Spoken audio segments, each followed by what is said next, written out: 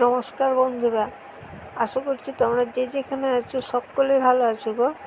বাঁকুড়া জেলার এক সবুজ ঘেরা গ্রাম থেকে আমি তারা তোমাদেরকে জানাচ্ছি আমার ব্লগ চ্যানেলে অনেক অনেক ভালোবাসা। তো বন্ধুরা দেখো, সকালে এই যে উঠে মুখ হাত ধুয়ে বালতিটা নিয়ে আমি চলে এসেছি পুকুর ঘাটে। আর এখান থেকে জল নিয়েছে, তারপরে দুয়ারে গোবরটা দিয়ে দেবো। তো চলো, সমস্ত জায়গায় আমার গোবর দেওয়া হয়ে গেছে। আর এই যে দেখছো, এই ঘরটার সামনেও গোবর দিয়ে দিয়েছি। আর এই ঘরের সামনে না অনেক ঝুল হয়ে গেছে। আর কি বলতো, মাকড়সার ঝুল, এগুলো যদি মুখে আরে লাগে না, এর লালা খুব বিষাক্ত। তাই সকাল বিকাল আমি এই যে ঝাঁটাঝাঁটি করে এগুলো একটু ঝাঁট দিয়ে দিই। আর ভিতর ঘরটার অবস্থাও খুব শোচনীয়। কারণ কি বলতো, এই ঘরটায় যে কিছুদিন আগে ঝড় দিয়েছিল, ঝড় দিয়ে এমন ঝুল টুল চারদিকে ছড়িয়ে ছিটিয়ে রেখেছে কি বলবো। আর এই কদিনের মধ্যেই ঘরটাকে পরিষ্কার করব, কারণ সামনেই আমাদের গাজন আছে, তার আগে আছে রামায়ণ। তো ওগুলো পরিষ্কার পরিচ্ছন্ন করে নেব তার আগেতেই। তারপরে বন্ধুরা দেখো, আমি এদিকে চা করেছিলাম, একটু বাসনপত্রগুলো ধুয়ে নিয়েছিলাম।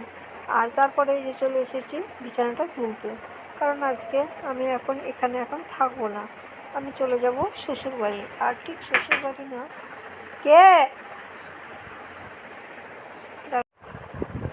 কারণ আমার কিছু টেস্ট আছে, ওই টেস্টগুলো করতে আমি চলে যাব সদর শহরে।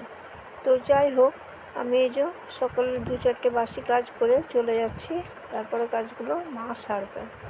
আর যদি এদিকে টাইম হয় তাহলে হয়তো এদিকে আসবো, নাহলে হয়তো ওইদিকে শ্বশুরবাড়ির মধ্যে ঢুকে যাব। তো চলো, বিছানাপত্রগুলো আমি একে একে সমস্ত গোছ করে নিয়েছি। আর এখন তো শীতকাল না যে অনেক লেপ কাঁথা চাই, ওই 2-1টা হলেই হবে।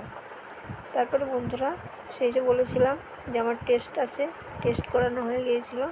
ওই এসেছিলাম সন্ধ্যার দিকে আসার আর ভিডিওটা তোমাদেরকে শেয়ার করতে পারি নাই, কারণ তখন খুব তাড়াহুড়োর মধ্যে আমাকে কাটাতে হয়েছিল। এসে কাপড় ছেড়ে জল নিয়েছিলাম, তারপর ঠাকুর ঘরে সন্ধে দিয়েছি, চা করেছি, তারপরে এই যে মাছটা ধরিয়ে ভাত বসিয়ে দিয়েছি। আর এদিকেও গ্যাসেতে আমি পোস্তটা করে নিচ্ছি। আর কি বলতো, শরীরের অবস্থা না খুব শোচনীয়, শরীর আর বইছে না, তবুও কাজগুলো করতে হচ্ছে। তাই আজকে ওই যে ভাত আর আলু পোস্ত এই করব, আর কিছু করা যাবে না। তাই চলো দেখি পোস্তটা হলো কি না। ওদিকে ভাতটা তো বসিয়েছি, আঁচটা প্রায় শেষ হয়ে গেছে, আর আঁচ নেই বললেই চলে। ভাতটার কী অবস্থা সেটাও দেখি, যদি ভাতটা হয়ে যায় ভালো, নিলে আবার গ্যাসেতে বসাতে হবে। চলো, বলতে বলতে আমার এদিকে পোস্তটা দেওয়া হয়ে গেছে। আর বন্ধুরা, নতুন আলুর পোস্ত কি সুঘ্রাণ বেরোচ্ছে গো, মনে হচ্ছে যেন খায়। তো মেয়ে মানুষ, রাঁধতে রাঁধতে তো খেতে নেই, তাই ভাতটা হোক, তারপরে খাওয়া দাওয়া করে নেব। পোস্তটা আমি ঘরের মধ্যে ঢুকিয়ে রেখে এলাম। আর পোস্তটা এখন ঢাকা দেবো না, ঢাকা দিলে কী হয় বলো তো, জল সরে যায়, তাই একটু পরে ঢাকাটা দিয়ে দেবো। তো চলো, ভাতটা ওদিকে দেখলাম ভাতটা হয়নি, তাই যে আর একবার ভাতটা গ্যাসেতে চাপিয়ে নিচ্ছি। আর ওদিকে না অনেকগুলো কাজ পড়ে আছে, সেই কাজগুলো তার ফাঁকে করে নেব। বাড়িঘরের অবস্থা খুব একটা ভালো নেই, কারণ আমি থাকি না, আর তোমাদের দাদাভাই থাকে দিনের বেলায়, ও অত শত মেয়ে মানুষের মতন গোছাতেও পারে না। ওই কোনো রকমের কী বলবো, রান্না বান্নাটুকু করে দুপুরে, সেটা খায়, আর রাত্রে তো আমাদের ওখানেই থাকে। তো দেখো বন্ধুরা, খাটটার কি অবস্থা দেখো, খাটের যে কোথায় কি আমি কিচ্ছু খুঁজে পাচ্ছি না। তো যাই হোক, আমি এই শাড়িটা পরেই গিয়েছিলাম, এই শাড়িটাকে আমি এখন ভাঁজ করে নিচ্ছি। আর শাড়িটাও দেখছো ছিঁড়তে আছে, খড়খড় করছে। আর কি বলতো, চুড়িদার পরেও যাই, কিন্তু আজকে চুড়িদার পরে যাইনি, ওই শাড়িটা পরেই চলে গিয়েছিলাম। তো যাই হোক, শাড়িটা আমার ভাঁজ করা হয়ে গেছে, এখন আমি শাড়িটাকে রেখে দিলাম। আর এই যে খাটটা একটু ঝাড়পোছ করে নিই, কারণ ভালো রকম হবে না, কারণ এখানে লেপটাও এখনও আছে, লেপটাকে গুছিয়ে রাখা হয়নি। তারপরে এই যে দেখছো রেডিও, তারপরে এই যে কী বলে, এই যে ছাতা, এগুলো সব এখানে ছড়ানো ছিটানো আছে।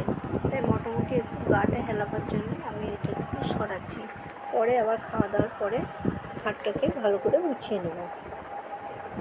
আর এখানে তো খাট, আমাদের এখানে তক্তা, আর খাটটা খুব বড়। তো যাই হোক,